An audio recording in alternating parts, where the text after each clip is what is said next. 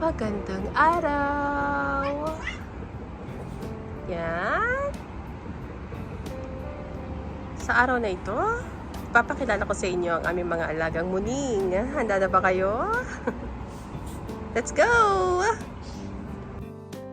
At sa unang bola, narito ang aming orange cat, ang aming bunsong muning, si Bonchon. Makulit, malikot. Ayan, kita nyo naman, no, ebidensya, oh. Mix siya ng ano nga ba yun? Bengal. Na yung tsaka normal cat. Ayan, oh, kita mo. Ayan, maingay, pinakamaingay. Nakita namin siya sa parking lot. Baby pa nun. Yan, kita nyo naman.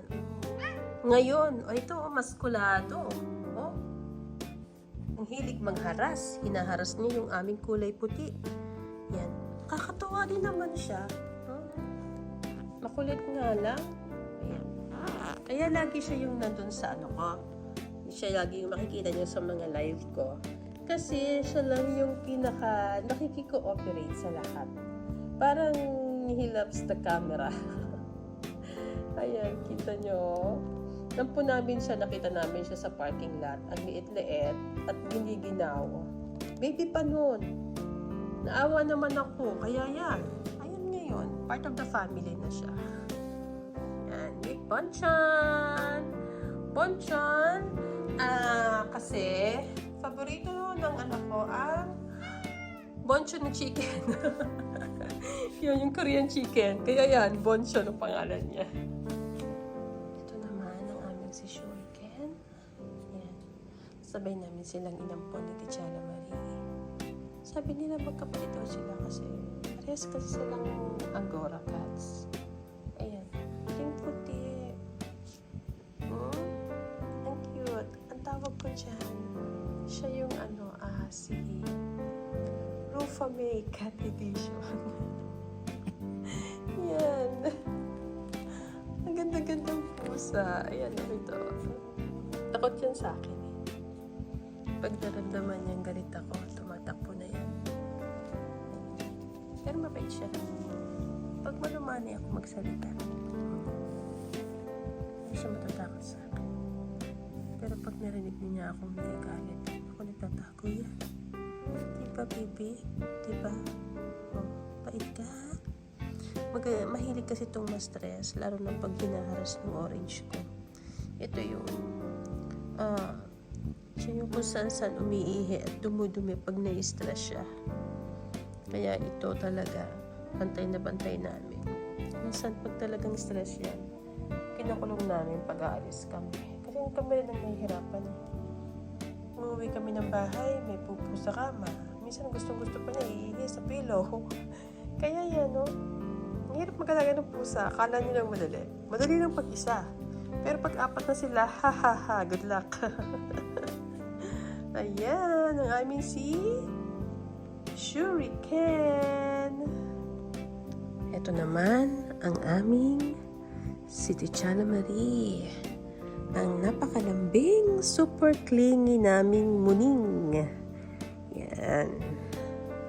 Ito ang George Clooney ng Cat Edition. Kasi kita nyo naman, hangguwapo, diba? Hangguwapo-gwapo niya. Yan, napaka-clingy. Naku, kung boyfriend ko to, ay, naku.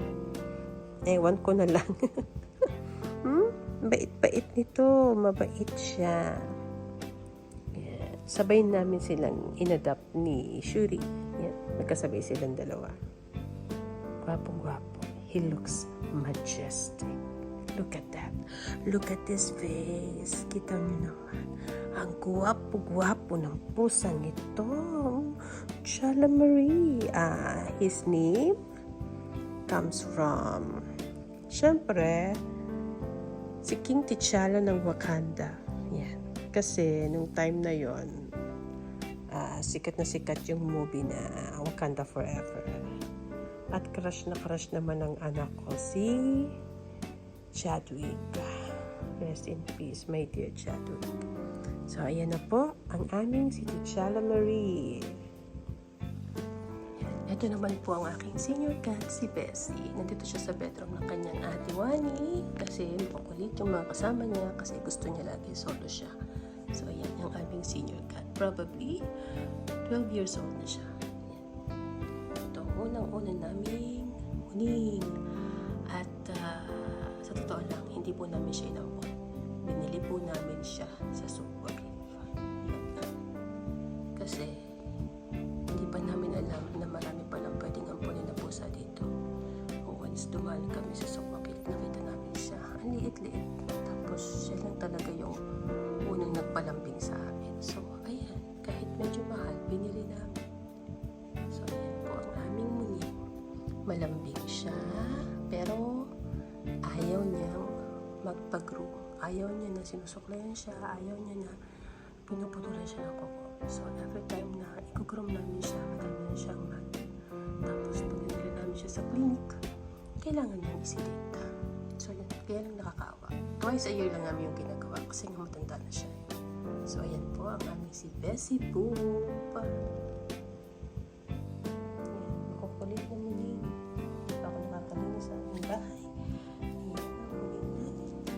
Ayan, kahit kinukulit niya lang sa mga bundok niya. Ayan, silang kaano yun. Pag nagkukupul-kupulan sila, laro na to eh. Pero wala yung isa, makita. Pag-usapan naman natin ngayon ang pagkain ng aking mga muning. Ito yung brand na to. Ito talaga ang brand na pagkain nila kasi every time na bibili ako ng galing sa supermarket, like yung mga Whiskas, yung mga ano, isa sa kanila, may dugo yung poop, lalo na yung senior cat ko. Tapos, yung mga poop nila, sobrang baho. Iba ang amoy talaga. As in, mabaho na nga sa Royal Canin, mas mabaho pa pag galing sa department store, yung, sa groceries yung mga pagkain nila. So, ito lagi, mulat sa pool yung, ito na yung talagang staple sa kanila. Itong hairball, kasi mabalahibo yung aking pusa at saka at the same time, indoor. So, pinagpalit-palit ko lang yan. Kung anong gusto nilang kainin, kinakainin nila parati. Ayan. Ayan o, magastos ha. Lagi akong bumibili. Tig 10 kg agad. Dalawa niyan. Dito, ang 10 kg niyan is nasa 350 reals. So, i-times nyo na lang times 15.5. Ganoon na lalabas. Surprise! Kaya, challenge talaga mag-alaga ng 4 na pusa. Yan. Isa lang, mag-alaga lang kayo ng isa. Kagandang buhay nyo. Okay. Pag-usapan naman natin ngayon ang kanilang mga toys. O, diba? Magastos talaga mag-alaga ng pusa. Ano? O, ito. Binili ko to sa Pilipinas nung magbakasyon kami. Yan. Tapos, hindi pa napansin ng mister ko, bumili pa siya ng isa. Nung andito kami. Ayan. Ang alam ko dalawa pa to. Hindi ko alam kung saan tinago yung isa. Oh, mahilig din siyang, spoil din kasi yung mga alaga. Tapos, ito yung pinili namin kahapon. Nung nag-grocery kami kasi malabo na yung ilaw, yung laser ng isa. Tapos, yan, bumili kami ng mga laruan niya. Gusto ng mga alaga ko, yung mga shiny, shimmering, splendid. So, ayan. Tapos, meron pa kaming cat light ball. O, diba? Huwag nyo na itanong kung magkano. Hindi ko tinignan kung magkano presyo. May stress lang kayo. Basta may pang-ano lang sa kanila. Ganyan. Ganyan po mag-alaga. Ito naman ngayon, yung mga treats nila. Yan. Isa na to kasi kahapon, pinakain ng anak ko sa stray cats doon sa labas. So, yun. Gusto nila yan. So, maya-maya, pag nag-live ako, kakainin ko sila yan. Para magkumpul-kumpulan sila. Yan. Yan. Ito makulit-kulit. Ito yung kanilang scratching pad. Maliit na lang yung scratching pad na tutira. Kasi yung malaki na bago, iniwan ba naman ang asawa ko dun sa lumang bahay namin. Sa pagmamadali niya, sa kalituhanan niya, Kasi mag-isa lang siya. O, yan yung aking makulit na pusa. Yan. Every time na may bibidyohan ako, ay nako, lagi siyang kamali-mali. Ito yung bed na binili ko sa Pilipinas sa Shopee. Yan. Every time na nagbabakasyon ako, bibili ako ng mga kung ano-ano para sa mga alaga ko. So, yan. Kaya laging puno yung bagahin namin dahil sa kanila. Actually, may naiwan pa ako isang cage na malaki. Naiwan ko, so baka ipapa-air cargo ko na lang yun para magamit nila. Kasi itong DIY ng asawa ko, ewan ko, napakalaki ng space at ang hirap linisin. So, baka ipadala ko siya dito. Ito naman, kinukulong namin ang pusa lang. Pag may malikot, pag may magta-time out, pag aalis kami. Yan, ang favorite nilang kutkutin. Kasi ayaw nila ng scratching pad. Ang gumagamit lang ng scratching pad yung kulay brown ko. Ito ang gusto nilang kutkutin. Yan. Kaya parating makalat ang bahay. Yan. Ito yung kanilang cat litter. Yan. Kahirap maglinis. Kasi yung mga anak ko mga tamad. So, kung hindi mo pa talaga sila tatawagan para maglinis, ayun, hindi nila gagawin yan. Okay? Mga cat litter namin, sabi ko naman sa inyo, magastos talaga. Magpusa, lalo na kung 4 na sila. So, ito, hindi kami bumibili ng ordinaryo na yung bang clamping kasi masyadong maamoy at makalat. Makalat na nga to, pero mas makalat yung isa. So, ito, Crystal Cat. At least, ito, hindi gaanong maamoy. Yan. Lagi kami may ganyan. So, sa isang linggo, 2, minsan nakakatatlo pa, 4, ganyan. Tapos yan, ito yung kanilang water station. Dati meron ako, tamang ginagawa ng pusa ko ang ginagawa niyo. Ayan o. Kinakampaw niya yung tubig. Tapos, maya-maya, yan, puro basa na yung sahig. Yan. Iba kasi asal talaga ditong isang ito. Ewan ko ako sa siya nakamana. Ganun siya, oh. Pero okay naman itong pusang to. Ito talaga. Ito isa. Ito niyo naman ang bahay ko. Sa totoo lang, nung iisa pa lang yung pusa ko, malinis pa natin yung bahay namin. Ngayon na 4 na sila. Ay, hindi na sila bahay ng tao. Bahay na sila ng pusa. Yan.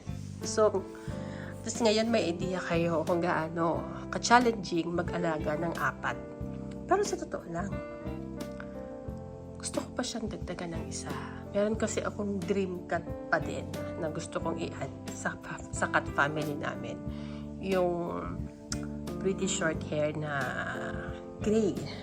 Dark gray. Yun talaga. Siguro pag may magpapa-adapt, ga-adapt kami ng isa. Oh, eto na si T'Challa, oh, ang arte. Oh, kita niyo naman. Nasanay na rin ako. Dati nai-stress ako nung lagi silang magulo, makalat. Lalo na nung nasa dating bahay kami, lagi akong nakakulong sa kwarto. Pag nakapag-ayos ako sa labas, titigil na ako sa kwarto kasi ayoko na, yung naano talaga ako, nai-stress ako. Pag nilalapitan nila ako, parang nangangati agad ako. Pero ngayon kasi itong nilipatan namin, iba kasi yung ambience niya. Kasi kita niyo naman, napakaliwanag. Napakaliwanag ng bahay namin. Kaya parang nakatulong siya para mabawasan yung stress ko. Kasi ang liwanag talaga. Yung isa namin bahay talaga, wala. Lagi kami nakailaw kasi iba yung pwesto niya. Yung layout kasi ng 3-bedroom, iba talaga. Ang bintana nun isa lang bintana na mahaba na nasa gilid. So, hindi pa siya pasukin ng araw. Kaya, yun, siguro, doon ako nagkanda stress, na-depress ako doon. So, ayan. So, ayan na, ang mga nadalawa na lang. Okay, hindi nadalawa ng isa. Ayan, nagkukut-kut pa siya doon. Oh. Shh! Ponchon! Ponchon! Stop it! Ponchon! Ponchon! Ito, napakatigas ng ulo. Hindi talaga talaga siya. Wala siyang pinapakinggan. Pag gusto niya, gusto niya. Ayan o. Ponchon! Good boy. Paano? O yan ha. Sinabi ko na sa inyo. At least may idea kayo sa pag-aalaga ng mga muning. Salamat sa panonood at nakilala niyo lahat ng aming alaga. Hanggang sa muli. Paalam! Paalam na, Chala! Bye-bye! Bye-bye!